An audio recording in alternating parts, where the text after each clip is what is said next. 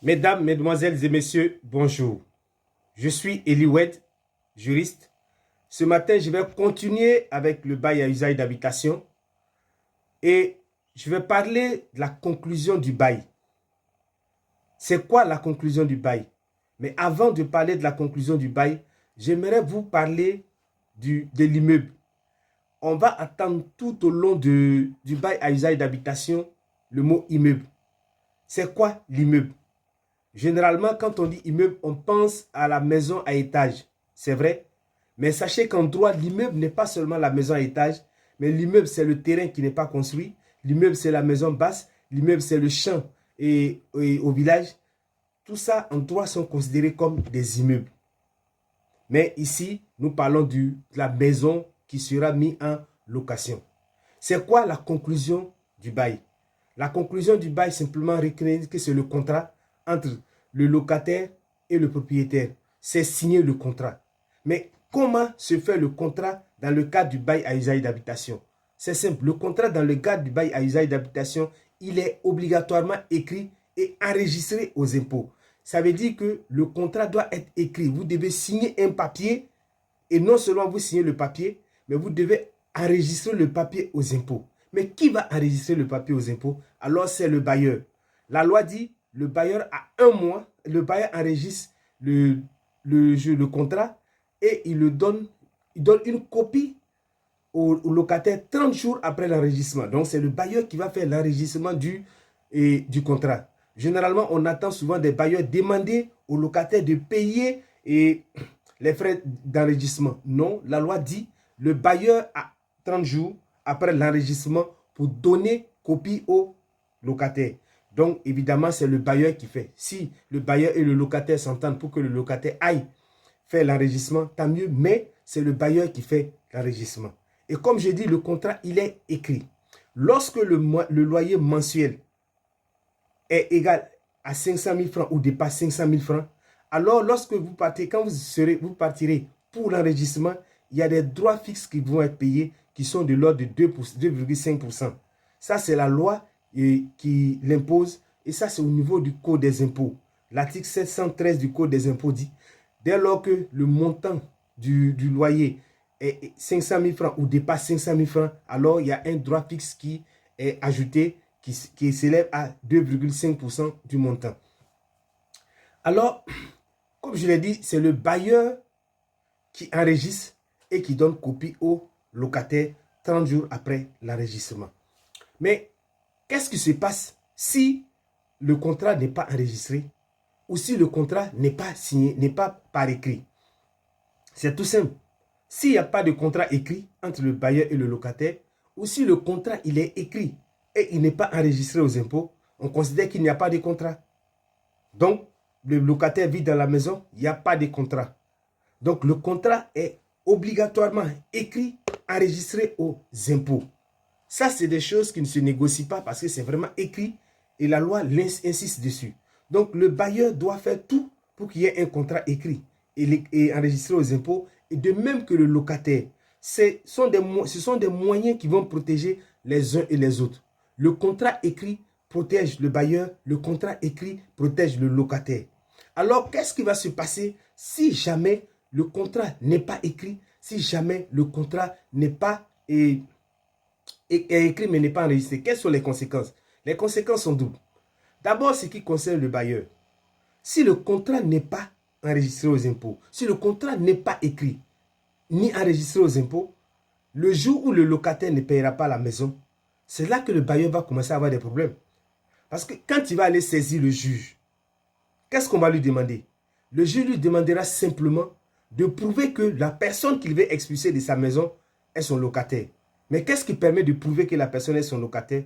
C'est simplement le contrat qui dit qu'il y a une relation d'affaires entre lui et le bailleur. Mais il n'a pas de contrat. Alors, il sera débouté. Il ne pourra pas expulser la personne. Et s'il ne peut pas expulser quelqu'un, si le juge ne peut pas faire l'expulsion, le locataire sera toujours dans la maison. Il continuera de ne pas payer la maison et le bailleur ne pourra pas l'expulser. Parce que si le bailleur change le toit, il commet une faute. Si le bailleur change la serrure, il commet une faute. Si le bailleur met les affaires du locataire dehors, alors il sera passible de poursuite pénale.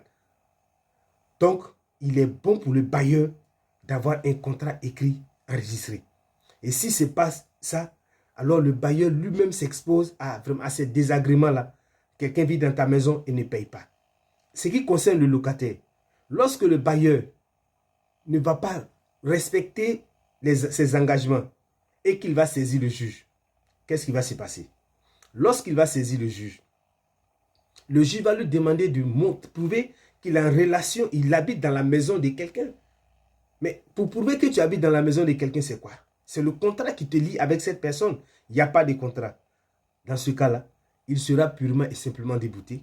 Il ne pourra pas, il pourra pas contraindre le bailleur par la voie judiciaire pour faire des réparations. Il va prendre son argent pour faire des réparations, mais il ne pourra pas récupérer son argent qu'il a investi dans les réparations. C'est pourquoi il est vraiment important que l'on puisse faire un contrat écrit, enregistré aux impôts. Quel est le montant des avances et le montant de la caution? Mais sachez qu'en droit, dans le cadre du bail à usage d'habitation, on parle de dépôt de garantie.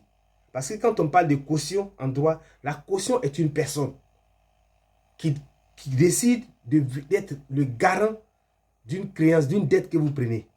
Mais ici, dans le cas du bail à usage d'habitation, on parle de dépôt de garantie. Vous déposez de l'argent pour garantir votre contrat avec le bailleur. La loi dit que l'avance, c'est 2 mois. La caution, c'est 2 mois. Mais qu'est-ce qui se passe si le locataire paye plus de 2 mois de caution et plus de 2 mois d'avance? La loi dit, lorsque le locataire paye, le bailleur prend plus de 2 mois de caution et de 2 mois d'avance, il doit déclarer le surplus. Mais on a des bailleurs qui demandent plus, mais dans le contrat qui mettent 2 mois de caution, 2 mois d'avance. Mais si ça c'est su, alors vous pouvez être passif de poursuite pénale, cher bailleur. La loi permet qu'on vous poursuive parce que c'est une infraction pénale. Ça c'est encore mieux.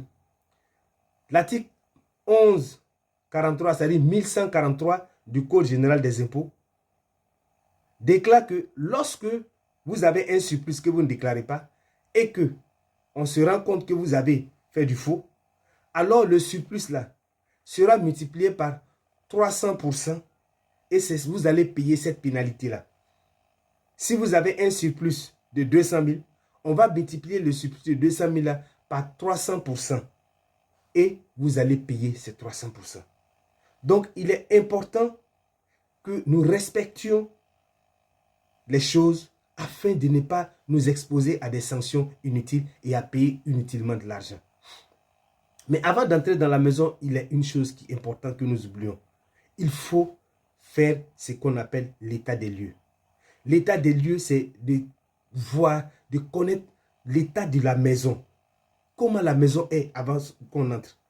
Comment la cuisine est, comment le WC est. C'est-à-dire que c'est voir l'état de la maison avant d'entrer dans la maison. C'est important pour le bailleur, c'est important pour le locataire. Et si l'état des lieux n'est pas fait, et vous, le locataire, vous rentrez dans la maison sans qu'il y ait fait de l'état des lieux, on considère que la maison dans laquelle vous êtes rentré dans une maison en bon état.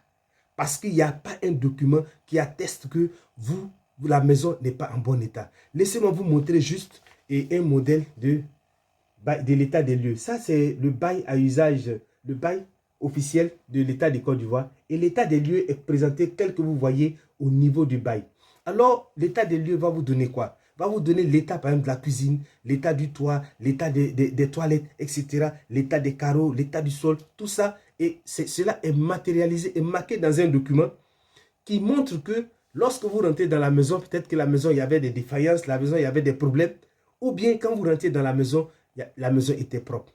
Et quand vous faites ça, et que vous avez ce document-là, le bailleur ou le locataire ne peut pas venir dire demain, non, la maison quand je rentrais, c'était comme ça, c'était ceci, non.